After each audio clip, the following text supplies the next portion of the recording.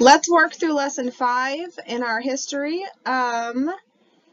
This should be, well, you will have probably seen and read part of this if you did last week's Khan Academy assignment. I wanted to come back and kind of reiterate some things from the reading that you did last week. We've been discussing the age of industry. And so what we've begun to see throughout our study of history is that as the age of industry, it really begins to change almost all of American life. It genuinely created a whole new kind of society, what we would call an urbanized society. Excuse me. People are, up until this point, the majority of Americans were living on farms. They were, sustaining themselves. And as we see this in industry grow, factories beginning to grow, and cities begin to grow, by thousands, people are leaving their farms and leaving the countryside and moving into cities, and really wanting to be a part of this America's industrial prosperity, this growth that's happening, and the excitement that's in the air, and genuinely changes the face of what the American people's lives look like. Not everyone was a big fan of it. There's an author whose name is Mark Twain, and if you've been around here, you've read some things written by Mark Twain, but he called it the Gilded Age. There were certain people, and you see this if you read any historical accounts of pretty much anything, as prosperity hits, an obsession sort of hits sometimes for the material things. And Mark Twain called this the Gilded Age. He felt that prosperity of the era was actually covering up this massive amount of corruption in politics and in society. This term, to gild something, is the action of taking something that's really actually cheap and sort of covering it up with gold to make it appear to be wealthy, or to be not wealthy, to appear to be valuable. And what you have is a gilded item. And so he was saying that all of the corruption and all of the spiritual turmoil that's happening, that all of the outside prosperity was just a gold covering to make it look good, but in reality it was cheap and useless. The reality is most Americans didn't agree with him. So that's sort of up to our own interpretation as we go along. All right, let's spend a few minutes talking about immigration, because this time period in the late 19th century, immigration kind of skyrocketed. Between 1815 and 1865, about 6 million immigrants entered the United States. Between 1866 and 1915, about 25 million came. So it was huge. And in many ways, the industrial age directly affected the flow of immigration. Couple of things. Number one, the development of better steamships made travel across the ocean much faster and much safer. And then, as multiple companies begin to produce and use steamships because of the competition, it forces prices down. If there's only one option, they can charge as much as they want. If I have two companies competing against each other, it sort of helps balance out costs. So faster and safer travel, and then less expensive travel. The idea of the having employment through all of these factories, and this dream of having better lives for these families, really encourage immigration during this time period. Now, if we remember correctly, if we kind of go back for a minute, when we built the railroads, you have the Central Pacific Railroad began to hire Chinese labor because they worked harder, they worked faster, they worked better, and they typically worked cheaper than a lot of the Americans who were here. And so we ended up with a large amount of Chinese immigrants coming in that we were hiring as Americans to build the railroads. And what happened is, as the Chinese immigrants continued to enter the country, kind of through the next decade, there were some factory workers who began to fear that they were going to lose their jobs. So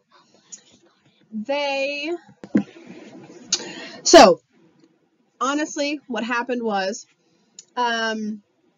people began to be concerned that they were going to lose their jobs to these hardworking Chinese immigrants. They were willing to work for lower wages. So competition for jobs honestly made some Westerners begin to have very negative feelings toward Chinese immigrants. People began to blame them for everything that was happening. The evils of society that were happening were being blamed on these Chinese immigrants. And so before 1882, entrance into the United States was almost unrestricted, except for a couple of like convicts and maybe prostitutes who were trying to come in. They would not be allowed to come in. Other than that, it was relatively easy to come in as an immigrant to the United States.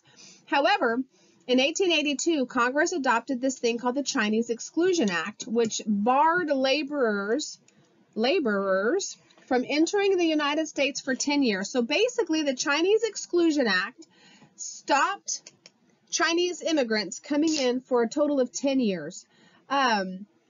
In 1882, also, the Congress barred immigration of the insane and other individuals likely to become public charges. So this Chinese Exclusion Act pauses the immigration that we had built because we were hiring them because they were cheap labor. Give me your tired, your poor, your huddled masses yearning to breathe free, the wretched refuse of your teeming shore. Send these, the homeless, tempest tossed to me. I will lift my lamp beside the golden door. This is the quote that is on the Statue of Liberty. And that the statue has welcomed millions of immigrants into America since 1886. It's located on Liberty Island in New York Harbor. It's a copper statue, and it really stands as a monument to the liberties, the freedoms. That's why it's called the Statue of Liberty. Represents all those liberties, those freedoms that Americans enjoy under our unique form of government. The statue was given to us by France. It was designed by a man named Frederick A. Bartholdi, I believe is his last name. The cost was covered by donations of the people of France. The pedestal that it's on was built with donations from the American people. So the pedestal was paid for by donations of Americans. The statue itself was paid for by the French. She holds a torch, which is 305 feet above the base of the pedestal. Her left arm holds a tablet. It has the date of the signing of the Declaration of Independence. And then at her feet, which are kind of hard to see, are this shackles that are broken to represent the broken shackles of tyranny. And that poem that I just read was engraved and put on the pedestal in 1903. And you probably already know this, but it was not green. It was copper, like a penny, but left out in the elements, it has turned green. Okay, as immigration grows and cities begin to get larger and larger, we have a lot of challenges that begins to happen. The rapid growth or the rapid expansion of the industrial cities create housing issues.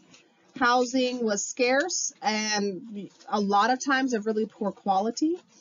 To meet the demand for housing for industrial workers, builders began to build apartment buildings.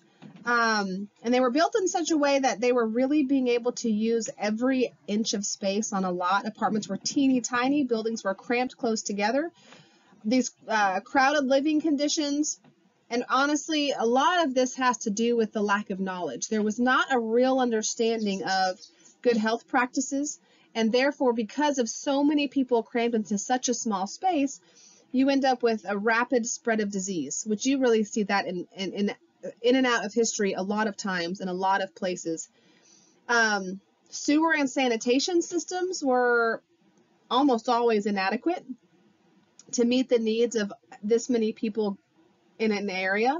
And we all know if sewage or just sanitation, things that should be taken out and gotten rid of, remain, you're going to have bugs, you're going to have rodents, you're going to have diseases spreading. Food was not food, that's not the right word at all. Because wood was the primary building source, you end up with fire issues. And we have this thing called the Great Chicago Fire. It happened in 1871. And there's no for sure written article or primary source as to what happened. Supposedly, and most historians I think would agree with this, that there was a lady named Mrs. Patrick O'Leary, and if you notice, that's an Irish name, who would have been an Irish immigrant, and it just so happens they blamed this on this Irish immigrant family. Supposedly, she left a lantern, which would have been lit with a flame, burning in her barn, and supposedly her cow knocked it over, caught the barn on fire, and before long ravaged the city. I don't really remember the percentage of the city that was burned, but it was a very bad thing. You know, when you have all of these wooden structures so close together, filled with bedding and clothing and blankets and curtains, then you end up with a perfect situation for a fire, and it just wiped out a whole section of Chicago. A really cool thing that came out of this time period were these things called settlement houses. And there really were people who were trying to better the society around them for others. The reality is we have the same issues with inner cities today, and we sort of have the same ideas happening, but basically this group of caring people were trying to bring about changes in the inner cities for these families who needed it, and they began to provide what were called settlement houses. Basically, this is where local residents could come and get help and training to learn how to better care for their families. One of the earliest and best known settlement houses was founded by a lady named Jane Addams. She was born into a wealthy family, but really began to show this massive concern for the poor, which honestly in that time period didn't always happen. She purchased what's called the Hull House. It was an old mansion right in the center of Chicago's slum district, like the worst area. It started in 1889 as a daycare, so mothers could drop their children off in a safe place being taken care of while they went to work. Eventually, they began to offer a wide variety of programs. They were teaching, educating them on health practices, teaching them how to sew and how to learn different trades. And then they began to work outside of their house and began to promote the founding of parks in these areas and recreational areas in these industrial centers. And it really did become sort of this model for all of these other places that built upon this idea to help people in this kind of impoverished lifestyle. We have this idea of what we would consider more modern cities begin to emerge during this time period. As the age of industry begins to progress, with the constant flow of industry and technological advancements, American cities begin to sort of really take on the characteristics that we see in the 20th century.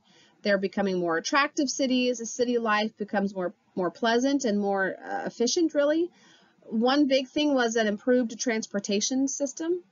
Before the Civil War, mass transit in American cities was by horse railway. An omnibus was basically a horse-drawn coach. We end up with, in New York, for example, in 1870, they began to use this, what we call an elevated steam railway, where passengers carried passengers above crowded streets So we have the subway come into play. We have the electric trolley car come into play, which runs on a track. It's sort of pushed forward by this connection to electric wires that are stretching above the cities. The Brooklyn Bridge is built. We have skyscrapers. The guy named Louis Sullivan, known as the father of the modern skyscraper, builds the first skyscraper. It was only 29, I say only, it was 29 stories high, which in this time period was a pretty massive deal. And so what we would picture more modern cities in all of these aspects begin to become pretty predominant. So the late 19th century saw this very large increase in the number of industrial workers. So 1860, there were about a little under 3 million people working in this industrial area. By 1900, excuse me, so 40 years later, 13 million people are working in this area. Now, the reality is the advancements in industrialization began to create better benefits for the working man. Therefore, more people are working. Many of those like back-breaking, really physically hard tasks were becoming eliminated by new machinery. The workday was becoming shorter. It had gone from 11 hours to an average of a little less than 10 hours. But during this time period, we have this rise of what we call labor organizations, and we're not going to get into a whole bunch of details. This is one of those conversations that it is much more fun face-to-face. So I'm just going to kind of give you some highlights. So basically, you have labor unions that are formed, and you have, and it wasn't a new idea necessarily. Pre-Civil War, you have craftsmen. So if you made hats, all of the hatters would come together and form what was called a guild, or guild. You have painters who had a painters guild. You had metal workers who formed their own guild, and they were groups of people who were working together to better their businesses. So this idea of working together by craft wasn't necessarily a new idea. The original idea of these labor unions was to fight for better wages, to fight for shorter hours, and one of the big things was child labor. And we don't have time to really, and I should have sort of put some pictures and some things on here, but I think you read about that last week a little bit, was the really terrible child labor that was happening. Without any child labor laws, people began to go on strike because everybody was being mistreated, to be honest. There was a whole lot of laborers who were being mistreated, but especially children. So these guys began to form unions to fight for these things, and from that we have what we now know of as strikes, and I think they were called the same thing then, in that, okay, if none of us goes to work in the feather factory today, they are going to have to pay us more money, because if nobody works, they're going to be forced to give in to the demands that we have. And the strikes still happen today. Labor strikes, and a lot of times those strikes would turn very, very violent.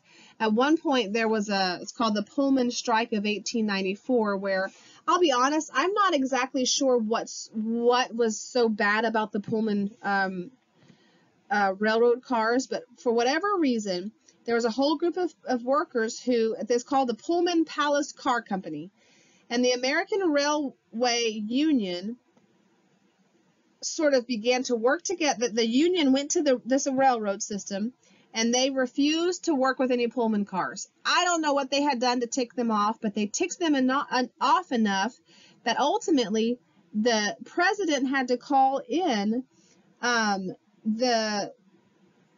what's the word I'm looking for? The president had to call in the federal troops to break up this strike because they were interfering with the mail system. And so strikes can be very, very effective sometimes. Now, sometimes they get a very bad name for themselves. One of the union leaders who ultimately at some point goes to jail because he refused to follow some rules, his name was Eugene Debs. He later becomes a leader among the American Socialists. He ultimately runs for president 5 times on the Socialist Party ticket. Unions have always been plagued by socialists and anarchists, is a phrase that you'll hear. And the reality is there's a whole lot of people who believe that these unions were using laborers to attack the free enterprise system and hard-working Americans. I'll be real honest, I'm not exactly sure how I feel about unions. I will tell you that when my husband worked for UPS, he had the option to join the union. You pay dues into the union, and then you work together, and he opted out. And at one point, there was a strike at UPS, and had he been part of the union, he would have had signed a contract and wouldn't be able to go to work. And if he had violated that contract, he could have gotten in all kinds of trouble. We opted out of joining the union because he wanted to be free to make that choice. And there are people who believe it's a very socialist, a very controlling part of American labor industry, and who absolutely won't have anything to do with it. I kind of don't really know how I feel about it. I haven't studied it a whole lot. But those are strikes, there's labor unions, and we'll keep going. The age of industry brought with it a whole lot of new opportunities. By the end of the century, many middle-class Americans had what only the upper class had dreamed of in an earlier time period. The middle class included most professional businessmen, a lot of skilled laborers.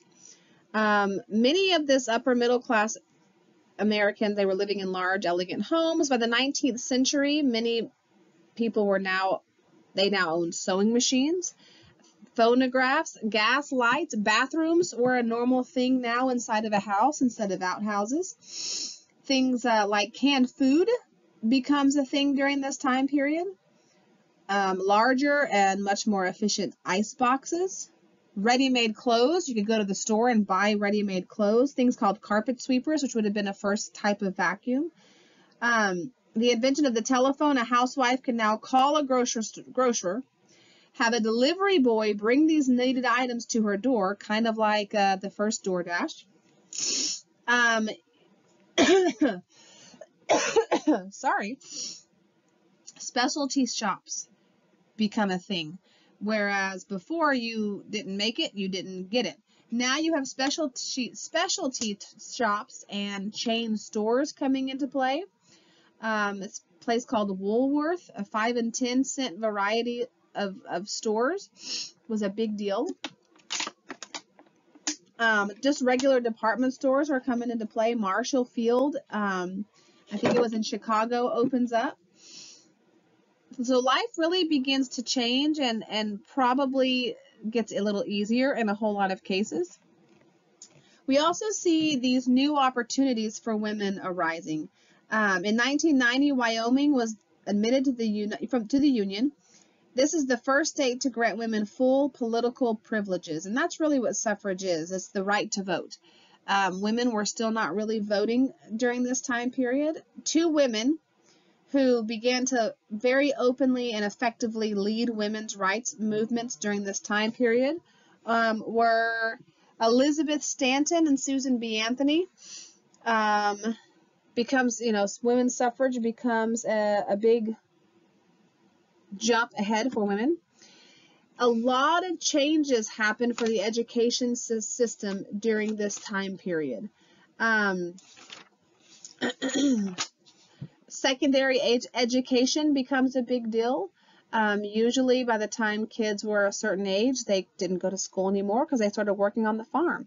And the reality is in a lot of areas, they would go to school around the farming season.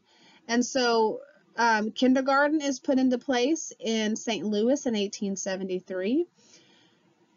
By 1900, nearly 90% of the American people were literate. Now, this was a really huge thing in American history because for so long, so many Americans couldn't read. Higher education becomes a thing. Colleges, we had colleges, but the reality is, Harvard was started very, very early in U.S. history, but it was a seminary, and a lot of the colleges were not affordable for everybody, and they were really mostly in the very beginning, Harvard and Princeton and all of these places were seminaries. So at this point in time, schools are opening that are specializing in law and medicine and business and education. And people are getting their PhDs now, doctors of philosophy, and you just have a much more higher educated society. Education for adults becomes popular. Public libraries and people are traveling around and doing lectures. We have TED Talks now. That's not anything new. People began to tour the country, speaking on numerous topics, educating people, and going from there. And then the last thing I want to talk about is this temperance movement. Now, temperance is the idea of it's anti-liquor, right? And so people from all areas of society become involved in the temperance movement. In 1833, there were about 5,000 local temperance societies, and it just begins to grow. And the idea was that if we could remove alcohol, all of the negative things that begin to happen because of the alcohol would go away. You actually end up with this thing called the National Prohibition Party, which is a political party, and their whole platform is temperance. You have this thing called the Women's Christian Temperance Union in 1874. A lady named Frances Willard becomes like this most dynamic leader of this organization. And it's just this whole idea of making alcohol an illegal thing. And I think a lot of it, well, I'm not going to even chase that rabbit. So they called it the demon rum because there were so many issues of mistreatment of women and children because of alcoholic men. That's the reality of kind of summed up the temperance movement. It's the idea of making this demon rum illegal.